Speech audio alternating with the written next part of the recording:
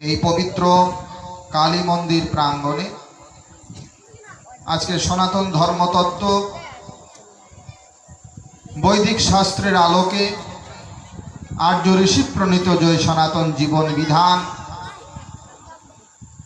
সেটি জানার মানুষে সকলেই সমবেত হয়েছি। ধর্মই পৃথিবীকে ধারণ করে আছে।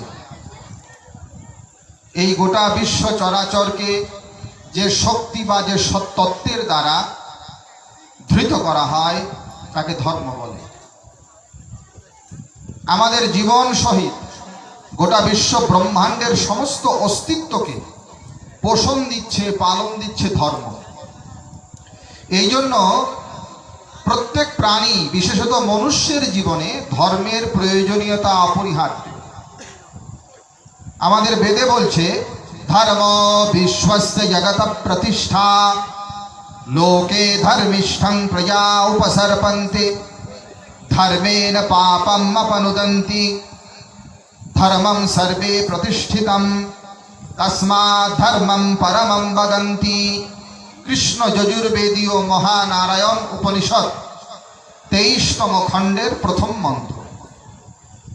বেদ বলছে সর্বম ধর্মে প্রতিষ্ঠিতম, অর্থাৎ ধর্মেই সবকিছু প্রতিষ্ঠিত হয়ে আছে, ধর্মই সবকিছুকে ধরে আছে।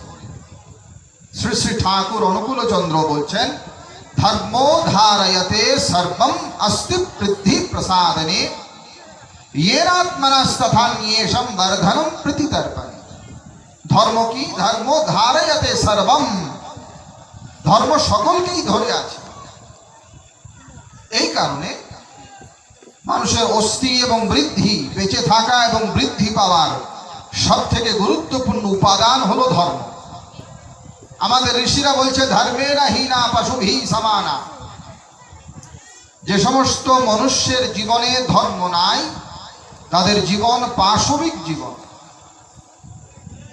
এই মনুষ্য দেহকে সর্বাপেক্ষা গুরুত্ব এবং পবিত্রতম বলা হয়েছে। বেদে বলছে, ইয়ং তে যজ্ঞাতনুঃ, শুক্ল যজুর্বেদ সংহিতার 13 অধ্যায়ের 4র্থ মন্ত্র। এই মনুষ্য দেহ কি বলছে? ইয়ং তে যজ্ঞাতনুঃ, এই মনুষ্য দেহ হচ্ছে যজ্ঞের উপযোগী শরীর। অর্থাৎ অন্য কোন শরীর দিয়ে ঈশ্বরীয় কাজ, ভাগবতীয় কাজ অত দ্রুততার সঙ্গে, অত নিষ্ঠা বা নৈপুণ্যের সঙ্গে করা যায় না যা মনুষ্য দেহ দিয়ে করা যায়। এই কারণে ইয়ন্তে যজ্ঞাতনু। আবার এই মনুষ্য দেহ প্রাপ্তি হলো কি করে সে বিষয়েও আমাদের বেদব্যাস বৃহৎ নারদীয় পুরাণে বলছে, কোটি জন্মা সহস্রেষু স্থাবরাদিষু সত্তমাঃ সম্ভ্রান্তস্য তু মানুষ্যম কথঞ্চিৎ পরিলভ্যতে। বৃহৎ নারদীয় পুরাণের 32তম অধ্যায়ের 34তম শ্লোক। কোটি জন্ম সহস্রেষু স্থাবরাদিষু জঙ্গমা, অর্থাৎ স্থাবর, জঙ্গম, কীট পতঙ্গ, বিভিন্ন জন্ম, কোটি জন্ম, এগুলো পরিভ্রমণ করার পরে কথঞ্চিৎ মানুষ্যম পরিলভ্যতে, হয়তো কথঞ্চিৎ কখনো কখনো মনুষ্য শরীর পাওয়া যায়। এই কারণে মনুষ্য দেহ বড়ই দুর্লভ। ভাগবতেও বলছে, দুর্লভম জন্ম মানুষ্যম তদপ্য ধ্রুবয়ার্থদম। 7ম স্কন্দের 6ষ্ঠ অধ্যায় 1ম শ্লোক ভাগবত। আবার ভাগবত বলছে, দুর্লভ মানুষ দেহ দেহিনাং ক্ষণভঙ্গুরা তত্রাপি দুর্লভম মন্যে বৈকুণ্ঠ প্রিয় দর্শনম।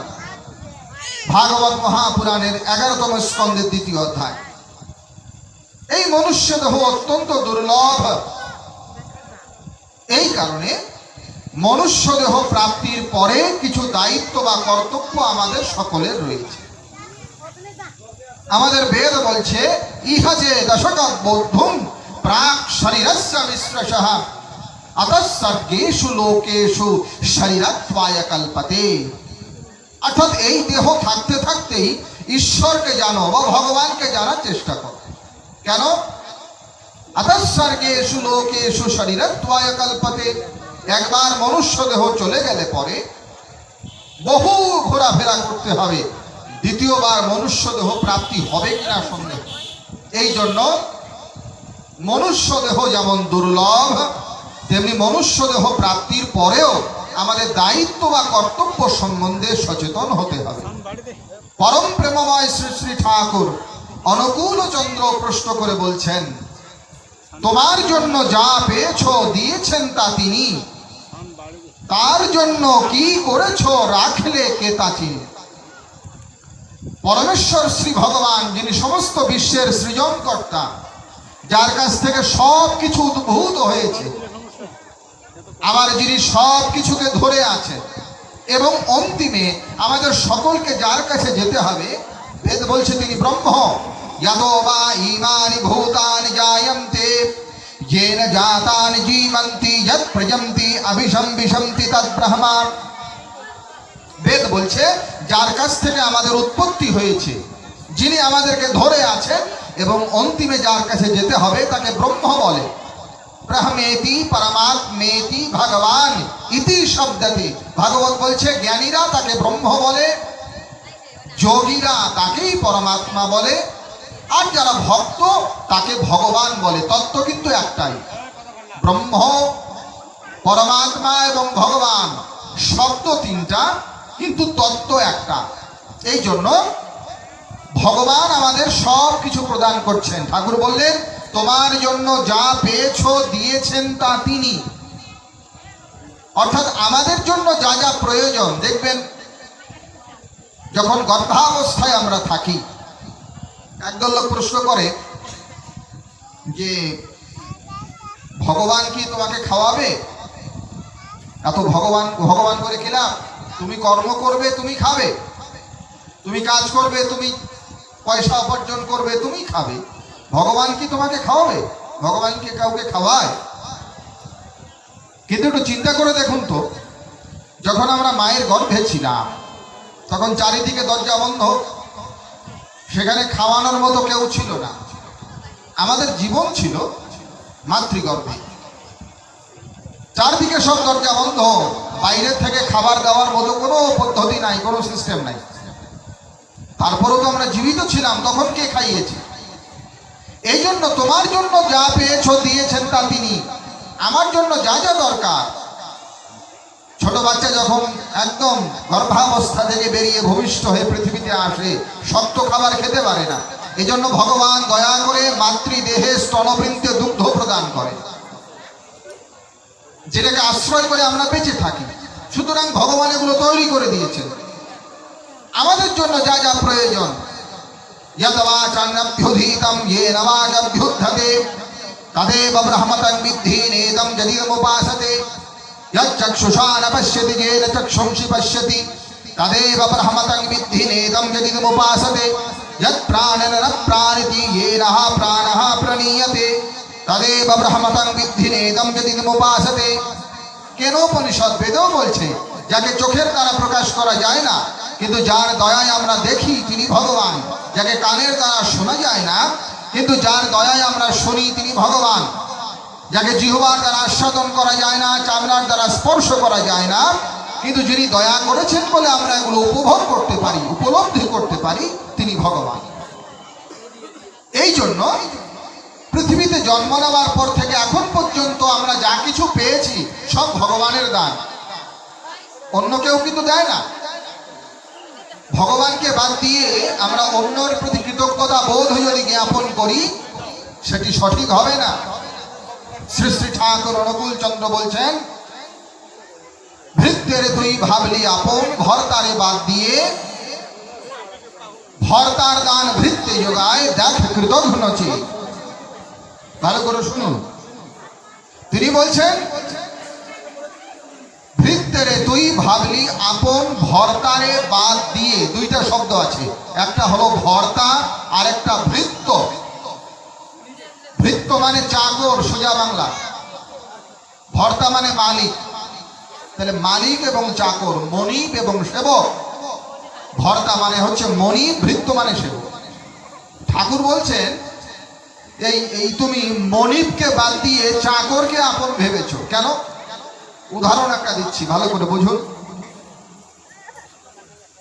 আপনার স্বামী বিদেশে আছে, কারো ভাই বিদেশে চাকরি করে, কারো ছেলে চাকরি করে, বিভিন্ন কাজ করে, তো তারা বিদেশ থেকে টাকা পাঠায়।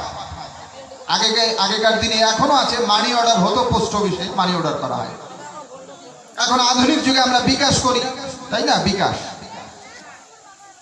এখন বিদেশ থেকে একজন টাকা পাঠিয়েছে আপনার নামে, বিদেশ থেকে একটা ব্যাংকের মাধ্যমে আপনার কাছে টাকা পাঠিয়েছে। আপনি গিয়ে কি করলেন? ব্যাংকে গেলেন, সেই নাম্বারটা দিলেন, ব্যাংকে যিনি টাকা প্রদান করছেন, ব্যাংকে চাকরি যিনি করছেন, তিনি টাকাটা গুনে আপনার হাতে দিলেন। আপনি কিন্তু জানেন টাকাটা পেয়েছেন ওই ব্যাংকের লোকের হাত ধরে। আপনার স্বামী কিন্তু বিদেশে, আপনার ছেলে বিদেশে, কিন্তু টাকাটা কিন্তু সরাসরি সে দিচ্ছে না, দিচ্ছে ওই ব্যাংকের ম্যানেজার বা ব্যাংকের যিনি এমপ্লয়ি। আপনি জানেন যে না, এ দিলেও এটা প্রকৃত দিচ্ছে না, দিচ্ছে কিন্তু উনি। এটা কিন্তু আপনি জানেন, আমরা সকলেই এটা জানি, বুঝি। একটা মানি অর্ডার যখন আসে, পোস্ট অফিসের কেউ এসে আমাকে টাকা দিয়ে দেয়, আমি জানি যে পোস্ট অফিস যিনি মানি অর্ডারটা আমাকে দিচ্ছেন, ও দিচ্ছে না, এটা পাঠিয়েছে যিনি, তার কাছ থেকে এসেছে, এটা আমরা জানি। কিন্তু ভগবানই যে সবকিছু আমাদের দিচ্ছে, অন্ন, বস্ত্র, জল ইত্যাদি যা পাচ্ছি, এইটা আমরা বুঝতে চাই। আমরা ভাবি যে ও দিচ্ছে, এই মা বাবা, ছেলে মেয়ে, বউ, স্বামী, এরা আত্মীয় স্বজন, নেতা ইত্যাদি। আসলে তা নয়। এই জন্য ঠাকুর বলছেন, ভর্তার দান ভৃত্য যোগায় দেখ কৃতঘ্ন চেয়ে। যেমন ওই মানি অর্ডার করলে পরে যিনি টাকাটা পাঠিয়েছেন তার হয়ে ওই পোস্ট অফিসের লোক কেবল সেটা বহন করে, তেমনি ভগবানই সব দিচ্ছে আমাদেরকে। ভর্তার দান ভৃত্য যোগায়। আর দুনিয়াতে যারা আমরা মানুষ আছি, তার দেওয়াটাই শুধু আমরা আপনাদেরকে, অন্যকে দিতে পারি, আমরা নিজের থেকে কাউকে কিছুই দিতে পারি না। এই কারণে আমাদের কৃতজ্ঞ হতে হবে, কৃতঘ্ন হওয়া যাবে না। আমি কি বলছিলাম যে আমাদের জন্য যা যা দরকার ভগবান সবটা দিয়েছেন। একটা হিসাব আপনাদের দেই। আপনারা জানেন যে প্রতিদিন আমরা, একজন সুস্থ স্বাভাবিক মানুষ প্রতিদিন কতটুকু অক্সিজেন গ্রহণ করে? এই যে বাতাস টানছি নাক দিয়ে, এর মধ্যে অক্সিজেন একটা খুব গুরুত্বপূর্ণ উপাদান, যেটা না হলে মানুষ বাঁচে না। এই প্রকৃতির বাতাস থেকে আমরা অক্সিজেনটা নেই। আনুমানিক হিসাব করলে দেখা যায় 450 থেকে 550 লিটার বিশুদ্ধ অক্সিজেন একটা মানুষের জন্য দরকার প্রতিদিন বেঁচে থাকতে গেলে। 450 থেকে 550 লিটার অক্সিজেন। এটা যদি বর্তমান বাজারে হিসাব করি, দাম কত হবে? এই বর্তমান দামে, বর্তমান টাকার হিসাব করলে বাংলাদেশের টাকায় প্রায় 18 লক্ষ টাকার অক্সিজেন দরকার একটা মানুষের বেঁচে থাকতে। একদিনের জন্য 24 ঘন্টায় প্রায় 18 লক্ষ টাকার অক্সিজেন শুধু। এখন চিন্তা করেন তো, আমাদের কারো বয়স 20 হয়েছে, কারো 30, কারো 40, কারো 50, কারো 60, কারো 70। আমরা প্রতিদিন কতগুলো বাতাস নিয়েছি, কত লিটার লিটার অক্সিজেন টেনেছি, ভগবানকে কয় পয়সা দিয়েছি আমরা? সুতরাং ঠাকুর বলছেন, তোমার জন্য যা পেয়েছো দিয়েছেন তা তিনি, আর তার জন্য কি করেছো রাখলে কে তা চিনি। আমাদের ভাবনা করতে হবে, চিন্তা করতে হবে যে ভগবান আমাদের সবকিছুই দিচ্ছেন, কিন্তু ভগবানের চিন্তা আমরা করি কই? ভগবানের ভাবনা আমরা করি না। এই জন্য ভগবানের ভাবনায় ভাবিত যদি কেউ হতে পারে, অতি সহজেই সে ভগবত প্রাপ্তি করে নেবে।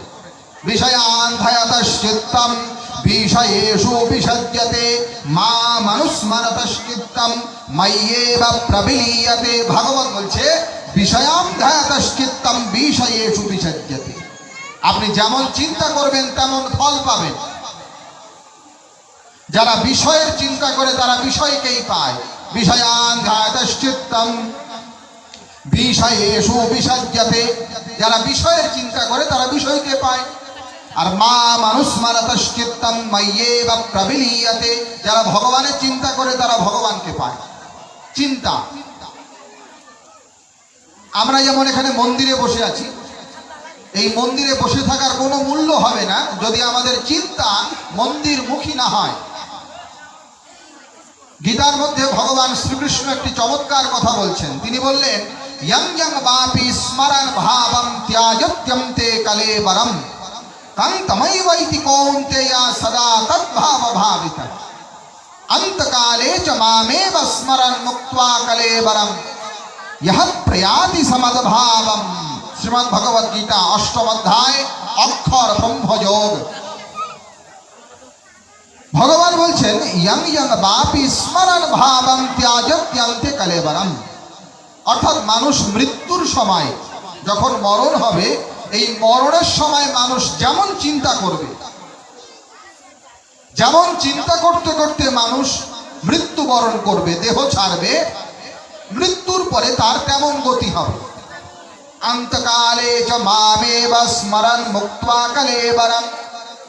আর মৃত্যুর সময় যিনি আমাকে চিন্তা করবে, ভগবান বলছেন যিনি আমাকে চিন্তা করবে তো তিনি আমাকেই প্রাপ্ত হবে, এতে কোনো সন্দেহ না। তাহলে লক্ষণীয় বিষয় কি, যে মৃত্যুর সময় যেমন চিন্তা করব, চিন্তার কথা বলছেন। यं यं बापी स्मरण भावम, যেমন আপনি স্মরণ মনন করবেন, চিন্তা ভাবনা করবেন। তাহলে আমরা এই মন্দিরে বসে আছি, কালী মন্দিরে, আমরা ধর্ম কথা শুনছি, কিন্তু আমাদের চিন্তা যদি অন্য হয়, অন্য ভাবনা যদি আমরা করি, আর এই সময় যদি আমাদের মৃত্যু হয়ে যায়, তাহলে এই মন্দিরে বসে থাকার কোনো মূল্য নাই। হয়তো আমরা মন্দিরে বসে আছি, চিন্তা করছি অন্য রকম, অন্য কাউকে চিন্তা করছি, এই সময় যদি মরণ হয়ে যায়, তা মরার পরে যাকে চিন্তা করব সেই জায়গায় যেতে হবে। এই জন্য চিন্তাটা হলো গুরুত্বপূর্ণ, ভাবনাটা হলো গুরুত্বপূর্ণ। শ্রী শ্রী ঠাকুর অনুকূল চন্দ্র বলছেন কপটাশয়। কপটাশয় মানে কি? বলে কপট ব্যক্তি, স্বার্থ কষাই, কামুক সাধু, জানিস কেমন তাই। ঠাকুরের বাণী শোনেন, স্বার্থ কষাই, কামুক সাধু, জানিস কেমন তাই। শকুন যেমন উচ্চে উড়ে, ভাগার পানে চায়। শকুনের চরিত্র দেখবেন, ও উপরে ওড়ে আকাশে, কিন্তু শকুনের দৃষ্টি থাকবে নিচে, ও উড়ছে উপরে।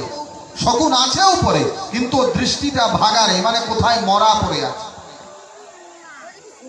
সেরকম আমরা যেখানেই থাকি না কেন, আমাদের দৃষ্টিভঙ্গি যেমন হবে, আমাদের চিন্তা যেমন হবে, আমাদের ভাবনা যেমন হবে, ওই রকম আমাদের মন, বুদ্ধি, অহংকার সহিত আমাদের অন্তঃকরণ, আমাদের পার্সোনালিটি, আমাদের ব্যক্তিত্বও তেমন হয়ে যাবে। এই জন্য ঠাকুর বলছেন যে যার সঙ্গ করে সে তার ভাব ধরে। এটা সঙ্গের গুণ। এইখানে আমরা বসে আছি, এখন যদি একটা দুর্গন্ধময় কোনো বাতাস প্রবাহিত হয়, তাহলে আমাদের মনটা বিচলিত হবে। আবার এইখানে আছি, যদি একটা ফুলের গন্ধ প্রবাহিত হয়, তাহলে মনটা প্রফুল্লিত হবে। কি জন্য হচ্ছে? এই বাইরের প্রভাবে হচ্ছে, সঙ্গের প্রভাবে হচ্ছে। সেই রকম আপনি যেমন সঙ্গ করবেন, আপনার মন, বুদ্ধি, চিত্ত, অহংকার, আপনার ব্যক্তিত্ব তেমন হবে। যে সতের সঙ্গ করে সে সৎ হয়ে পড়ে, ঠাকুর বলছে। এই জন্য সবসময় সৎসঙ্গ করতে হবে। সদ্ভিসঙ্গং প্রকুর্বীতা সিদ্ধি কাম সদা নরা, না সদ্ভির ইহলোকায় পরলোকায় বাহিতম। গরুর পুরাণ বলছে সদ্ভিসঙ্গং প্রকুর্বীতা, সবসময় সৎসঙ্গ করবে। কিসের জন্য? সিদ্ধি কাম সদা নরা। যদি সিদ্ধি চাও, সফলতা চাও, সাকসেসফুল তোমার জীবনে তুমি হতে চাও, তাহলে সৎসঙ্গ করবে। না সদ্ভির ইহলোকায় পরলোকায় বাহিতম। বলে যারা সৎসঙ্গ করে না, তাদের ইহলোকেও কোনো কল্যাণ হয় না, তাদের অন্তিমে পরলোকেও কোনো গতি হয়। এই জন্য সৎসঙ্গের এমন একটা মহিমা আছে, গর্গ সংহিতাতে বলছে यदि भक्त्यांकुर नास्ति सत्संगेन प्रजायते। বলে যার ভিতরে কোনো ভক্তি টক্তি নাই, এও যদি সৎসঙ্গ করে।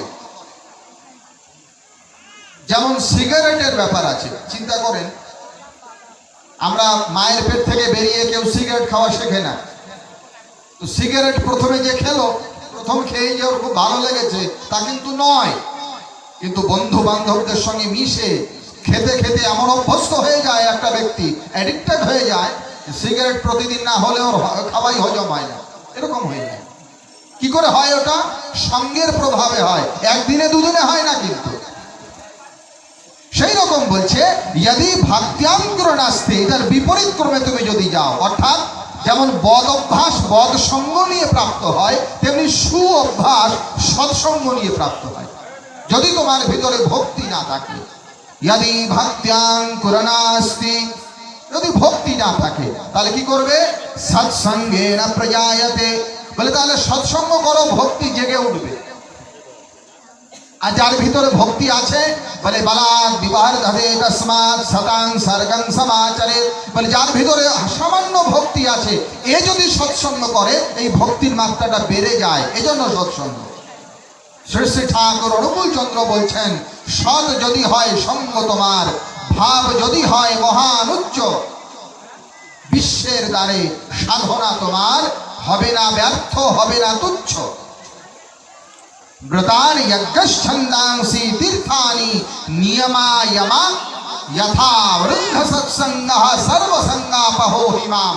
শ্রীমদ্ ভাগবত মহাপুরাণের 11তম স্কন্ধের 12 অধ্যায়ের 2য় শ্লোকে ভগবান শ্রীকৃষ্ণ এই সৎসঙ্গের মহিমা কীর্তন করেছেন। ভগবানের কথা শ্রবণ করলে কি হয়? বলে বর্ষাকালে যেমন বৃষ্টি হলে নদী নালা খাল বিলে বৃষ্টির জল পরিপূর্ণ হয়ে যায়, কিন্তু এর সঙ্গে সঙ্গে কর্দমাক্ত অবস্থা হয়ে যায়, কাদা কাদা হয়ে যায়, জলগুলো ঘোলা হয়ে যায়। দেখবেন বর্ষায় যখন জল হয়, বৃষ্টি হয়, তো বৃষ্টির জলে নদী নালা খাল বিল সব ভরে যায়, কিন্তু পাশাপাশি ওই পুকুরের জলগুলো কর্দমাক্ত হয়ে যায়। এই কর্দমাক্ত জল পরিশুদ্ধ কখন হবে? বলে যখন শরৎকাল আসে তখন পরিশুদ্ধ হয়।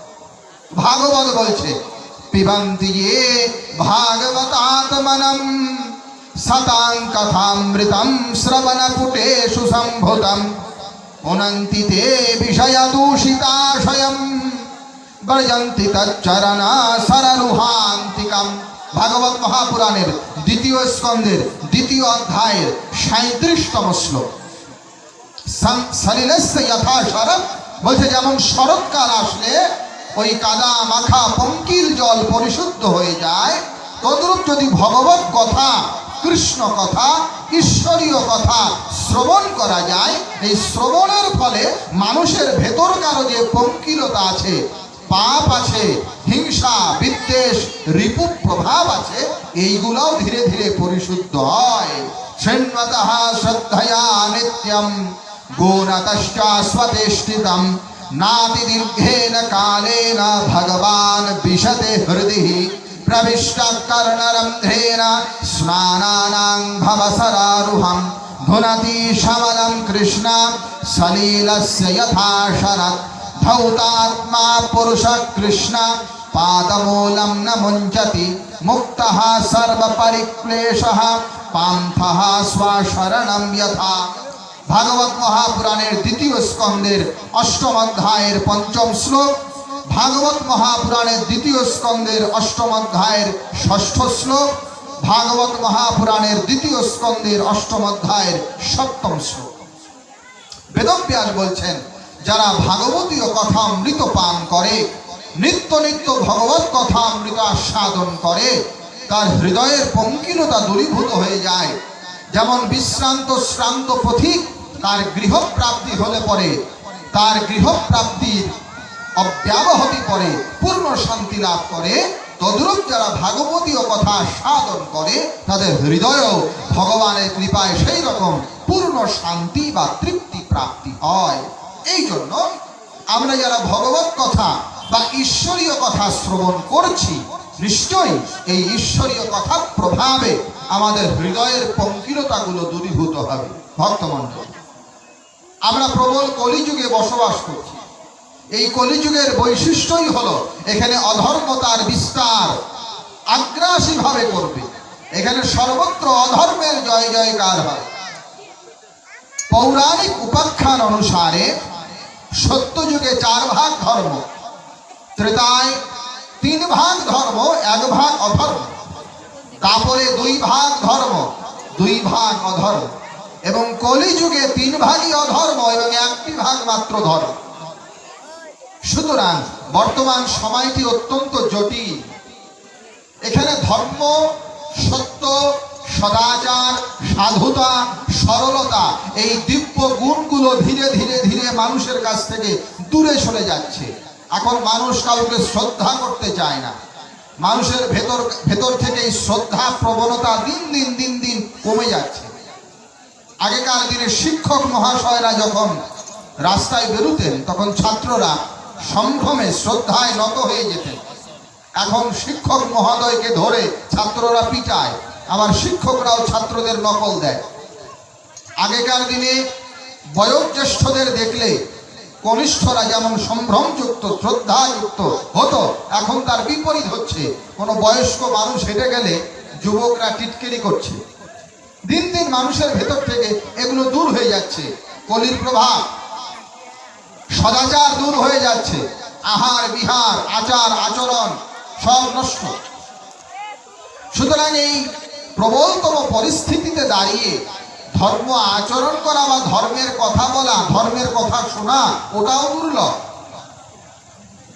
এমতো পরিস্থিতিতে দাঁড়িয়ে আমরা যারা ঈশ্বরের চিন্তা নিয়ে, ভাবনা নিয়ে মত্ত হয়ে আছি, নিশ্চয়ই ঈশ্বরের অপার করুণা বা অসীম অনুকম্পা আমাদের প্রাপ্তি হবে। এই জন্য এই সৎসঙ্গ, এই সাধু সঙ্গ এবং ধর্মকথা শ্রবণের আসরে যারা আমরা উপস্থিত হয়েছি, একটু মনোযোগ দিয়ে কথাগুলো শোনার চেষ্টা করব। তো যা বলছিলাম, ধর্ম মানুষের জন্য অপরিহার্য। কেন? মানুষ এবং পশুর ভিতরে একটাই ফারাক। পশুর জীবনে ধর্ম নাই, মানুষের জীবনে ধর্ম আছে। আর যে মানুষের জীবনে ধর্ম নাই, তো ধর্মের হীরা পশুভি সমানা, ওই মানুষ আর পশুর ভেতরেও কোনো পার্থক্য নাই। অশাশ্বতানি গাত্রানি বিভবা নৈব শাশ্বতঃ, নিত্যম সন্নিহিত মৃত্যু কর্তব্য ধর্ম সঞ্চয়। ভগবান বেদব্যাস ব্যাস সংহিতার ৪র্থ অধ্যায়ের ১৯তম শ্লোকে বলছেন অশাশ্বতানি গাত্রানি। আমরা সব থেকে আমাদের শরীরকে ভালোবাসি, শরীরকে যত্ন করি, কিন্তু বেদব্যাস বলছেন এই শরীরটা অশাশ্বত।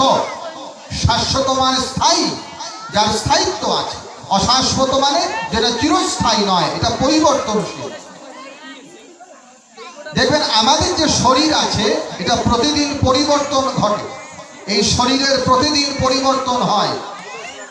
যে শরীরকে আমরা এত ভালোবাসছি, যত দিন যায় দিন দিন এই শরীরটা পরিবর্তিত হয়।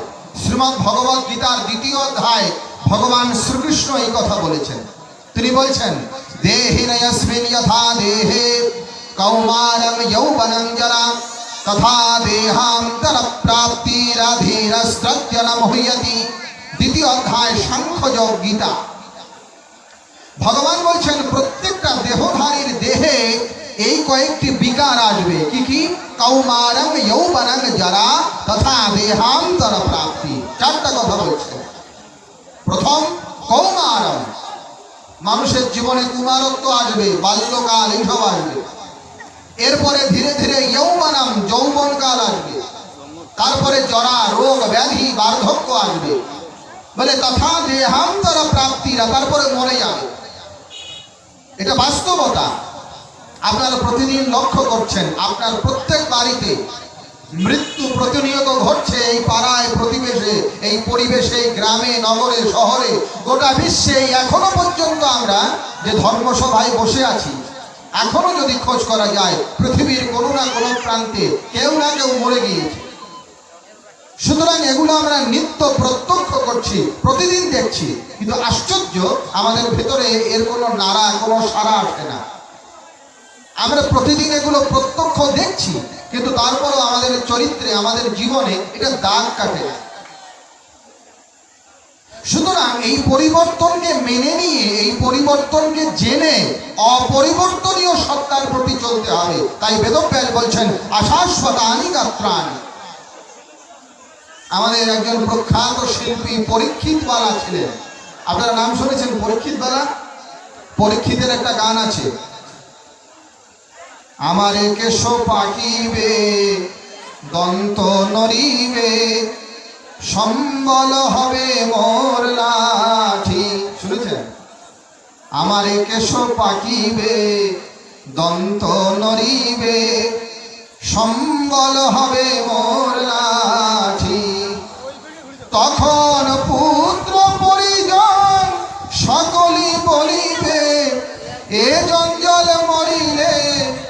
বাঁচি মন আমার মানুষ হইয়া, জন্ম লোভিয়া মানুষের করিলাম কি, আমি গুরু না ভজিলাম। শুনেছেন এগুলো পরীক্ষিতের গান? এগুলো কেন বলছি জানেন? এগুলোকে তো আমরা গাই, শুনি, কিন্তু আশ্চর্যের বিষয় হলো এটা চিন্তা করি না যে কি বলছে ও। আসলেই তো এই কেশো পাকিবে দন্ত নড়িবে, এটা তো আমরা দেখছি প্রতিদিন।